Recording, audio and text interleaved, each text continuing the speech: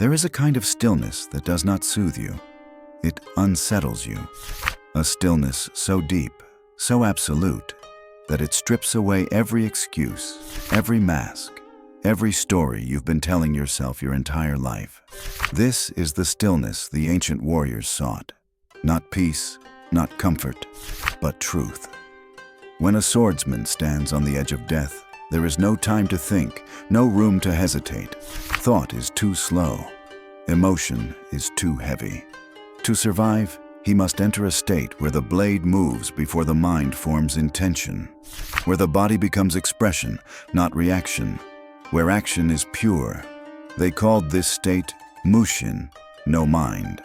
A mind free of fear, free of doubt, free of the desperate need to be someone. But most people never taste this. Their minds are storms. Their identities are cages. Their emotions pull them like puppets tied to invisible strings.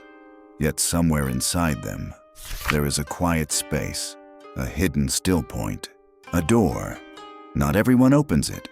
Those who do never return to who they were before, because once you see yourself without the noise, you cannot unsee.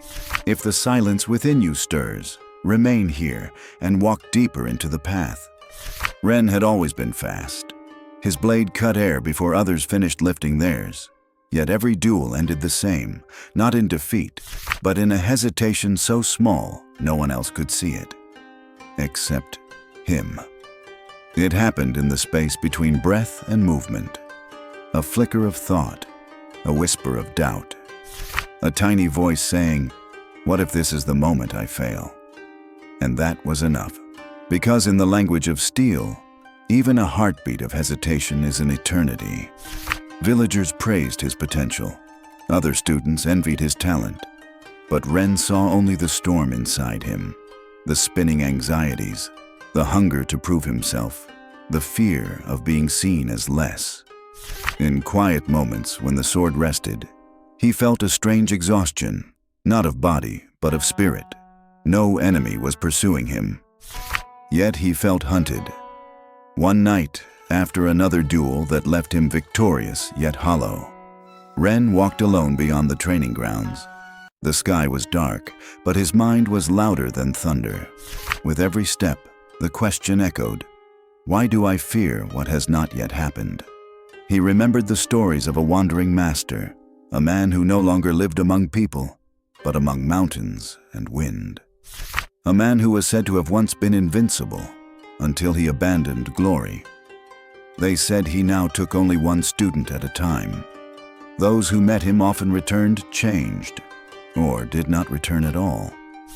Ren felt the pull of something he could not name, a thread tied not to destiny, but to a hidden truth. He packed no belongings. He simply began to walk. The road out of town was quiet, but his mind, not yet.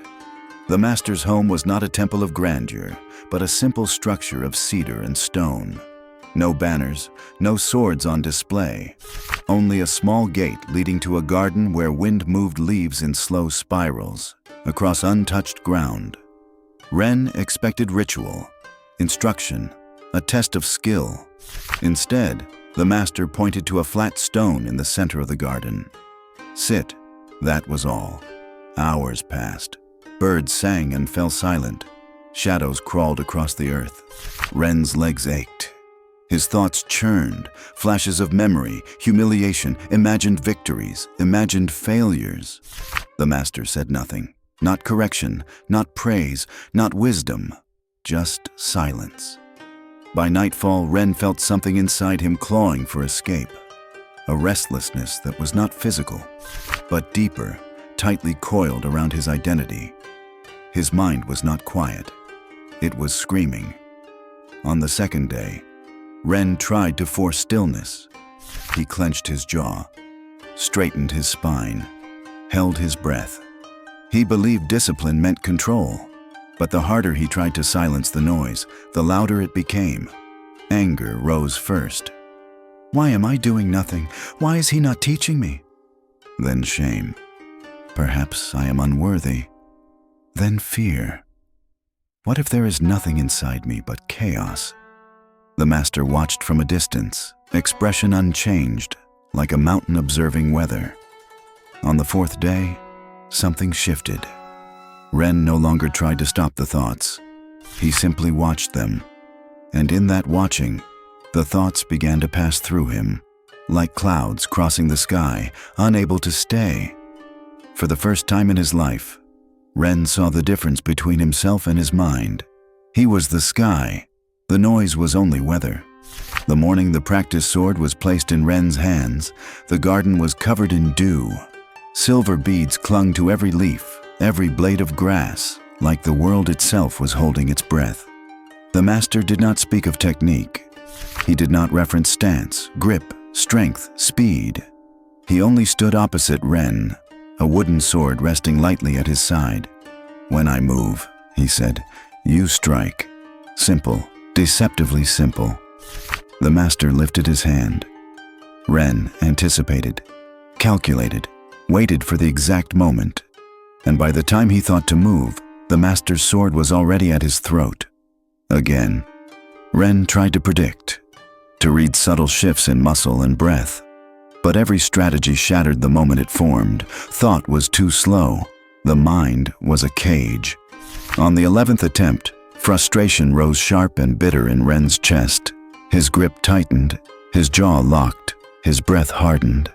The master watched him break, patiently, almost gently, the way one watches a flame exhaust itself. "Your mind is still swinging the sword," the master said.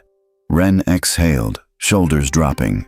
He realized he had been fighting two enemies, the master in front of him and the voice inside him that insisted on control.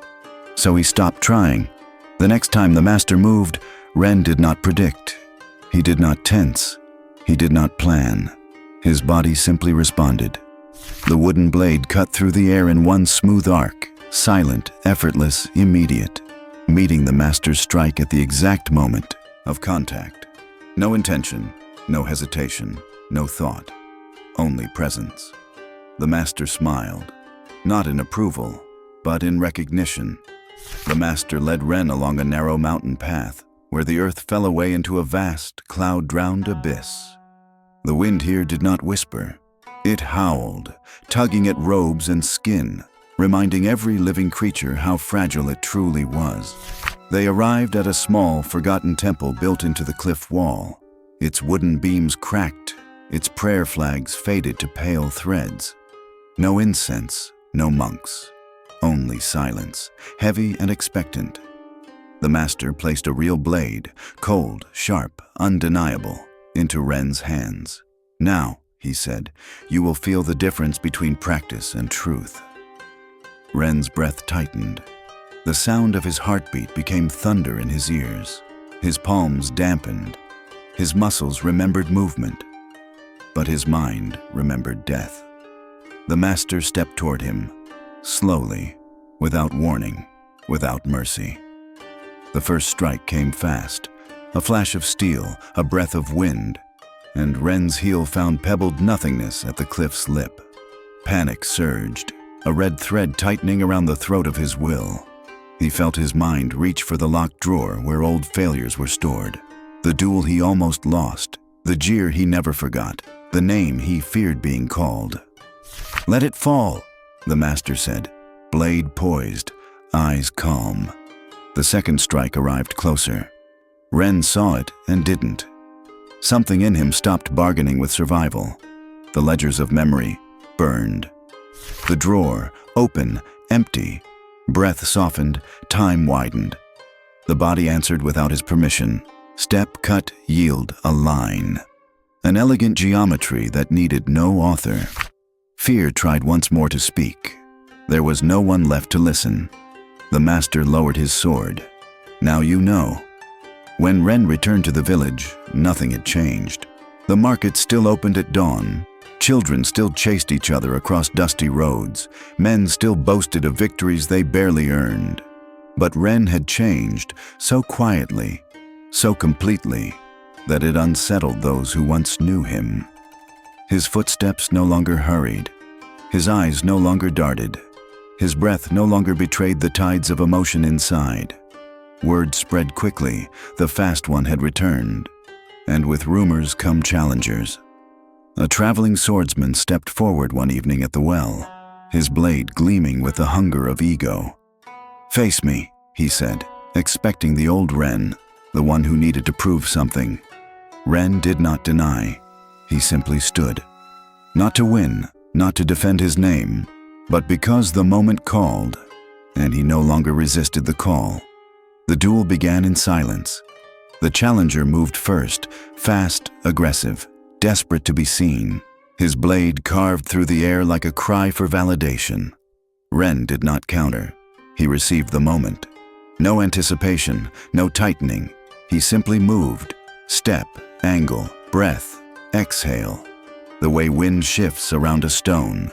Their swords met only once. A single, soft sound. Not a clash, a completion. The traveler froze, eyes wide, realizing he had not been stopped. He had been understood. Ren's blade rested at his throat, not with force, but with certainty. No victory cry, no wild pride, no audience to impress. The swordsman stepped back, trembling, not from harm, but from recognition of a truth he had never been taught. Some men fight to prove themselves, others fight because they no longer need to.